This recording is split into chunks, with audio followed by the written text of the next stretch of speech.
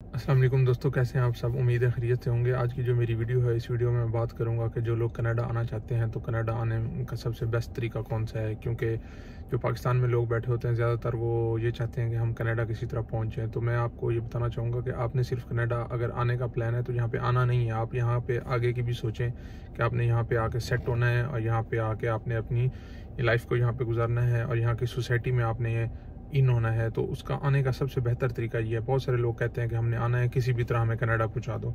आप किसी भी तरह कनाडा आ जाएंगे तो यहाँ आगे आगे क्या करेंगे, सर्वाइव किस तरह करेंगे, यहाँ में जॉब्स किस तरह लेंगे, यहाँ की सोसाइटी के साथ कैसे चलेंगे। क्योंकि आपको इस चीज़ का एक्सपीरियंस नहीं होगा जब आप फर्स्ट टाइम आएंगे, क्योंकि टोटली डिफरेंट सोसाइटी है, डिफरेंट कल्चर है, डिफरेंट लैंग्वेज है, डिफरेंट इन्वायरमेंट है, हर चीज़ टोटली डिफरेंट है। तो आपने यहाँ पे आना है और यहाँ पे आके आपने यहाँ पे सेट होना है। सेट होके यहाँ पे आपने अपनी लाइफ स्टार्ट करनी है। तो इस चीज़ के लिए सबसे जो बेस्ट तरीका है आने का वो क्या है, मैं इस वीडियो में आज इस टॉपिक पे बात करूँगा। मेरा यूट्यूब पे चैनल है, वो सब्सक्राइब कर लें ताकि आपका और मेरा रब्ता कायम रहे। तो चलते हैं आज की वीडियो की तरफ।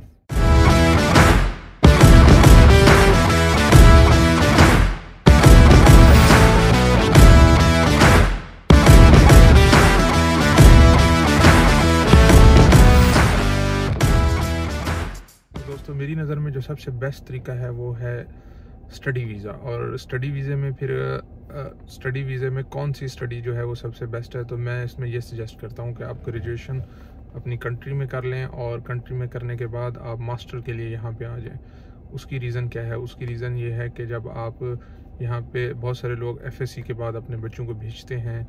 अगर आप बहुत ज़्यादा अफोर्ड कर सकते हैं, एफएससी के बाद आप कोई यहाँ पे आएगा, कोई आपका भाई बेटा या कोई भी आना चाहेगा तो आपको कम से कम वहाँ से उसका जो एक्सपेंस होगा वो ऑलमोस्ट 2 करोड़ के करीब होगा। 2 से 2.5 करोड़ उसका एक्सपेंस हो जाएगा। तो हर बंदा इतना ज़्यादा पैसे नहीं अफोर्ड कर सकता और उसमें बहुत ज़्यादा स्ट्रगल चाहिए होती है। 4 साल की स्टडी होती है। तो आप एज ए इंटरनेशनल स्टूडेंट होते हैं और आपकी एज भी कम होती है। उस एज में चीज़ों को बर्दाश्त करना, फेस करना थोड़ा मुश्किल हो जाता है। तो सबसे जो बेस्ट तरीका है वो ये है कि आप ग्रेजुएशन पाकिस्तान से करें और अपने मार्क्स 80% से अबव रखें और फिर यहाँ पे स्टडी वीज़ा फ़ाइल करें।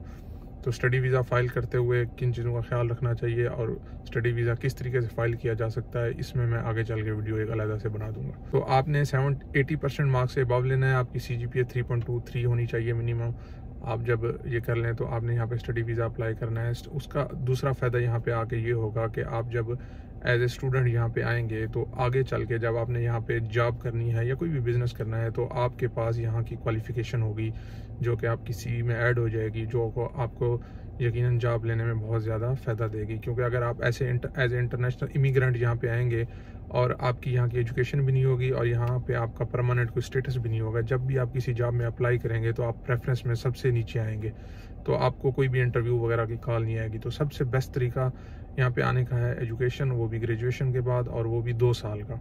अब जब आप 2 साल के लिए यहाँ पे आते हैं, होता ये है कि आपको 50 से 60 लाख रुपया आपका एक्सपेंस होता है पाकिस्तान से।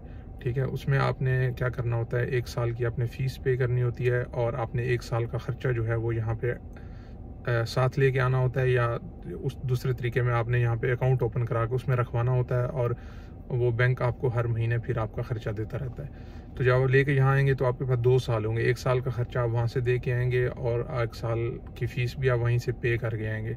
यहाँ पे आके सिर्फ आपने अगले 1 साल की फ़ीस निकालनी है और एक साल का ख़र्चा निकालना है।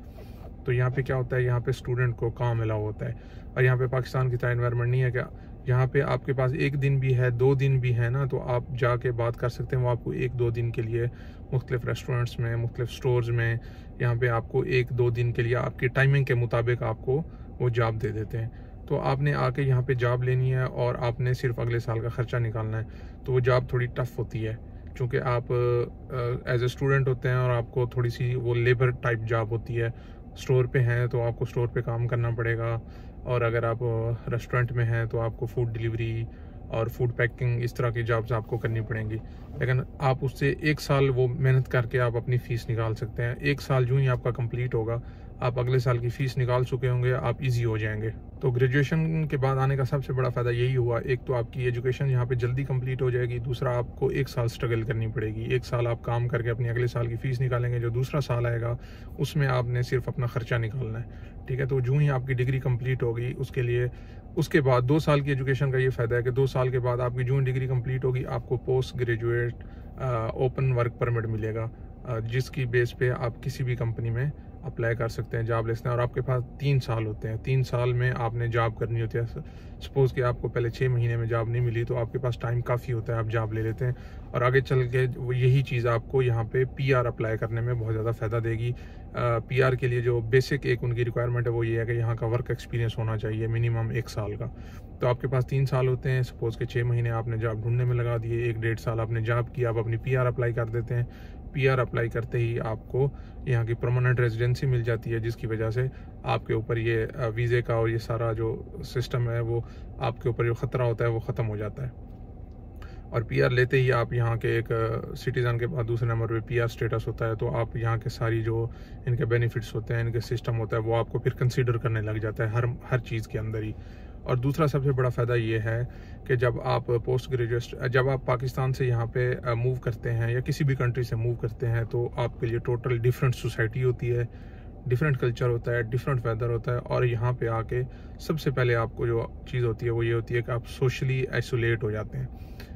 और अगर आप स्टडी वीज़े पे नहीं आए और आप अकेले आए हैं, तो यहाँ पे ज़्यादा से ज़्यादा आपकी 1, 2, 3 वाकिफ़ होंगे जो डिफरेंट जगहों पे रह रहे होंगे। तो आपको यहाँ पे 1-1.5 साल 2 साल सिर्फ लोगों के साथ लिंक्स डेवलप करने में, इन्वायरमेंट को समझने में, हर चीज़ को समझने के अंदर आपको टाइम चाहिए होगा। तो स्टडी वीज़े पे आते ही आपका ये फ़ायदा होगा कि आप जिन लोगों के साथ स्टडी करेंगे, यूनिवर्सिटी में रहेंगे, वहाँ पे आपके सोशल लिंक बनना शुरू हो जाएंगे और हर किसी के साथ आपका लिंक डेवलप हो जाएगा। आपके पास 2 साल होंगे, आपने पार्ट टाइम जॉब भी की है, आप स्टूडेंट भी रहे हैं, यूनिवर्सिटी में भी आपके क्लास फेलोज, तो आप 1-2 साल आपका सारा नेटवर्क बन जाता है। सोशली आप बिल्कुल कनेक्ट हो जाते हैं इस सिस्टम के साथ। तो वो आगे चल के जब आप स्टडी के बाद फ्री होते हैं तो वो चीज़ भी आपको बहुत ज़्यादा फ़ायदा देती है। तो मैं यही रिकमेंड करूँगा कि आप स्टडी वीज़ा यहाँ पे अप्लाई करें और यहाँ पे स्टडी वीज़ा ग्रेजुएशन के बाद अप्लाई करें और यहाँ पे आएँ। और डेफिनेटली उसमें 50-60 लाख रुपए का एक्सपेंस है, प्लस यहाँ का जो आने का प्रोसेस है वो 1 से 1.5 साल का है। तो इस मामले में आपको कोई भी हेल्प चाहिए हो, आप मुझे कमेंट कर सकते हैं, मुझे मैसेज कर सकते हैं फेसबुक पे। तो that's everything, see you next time.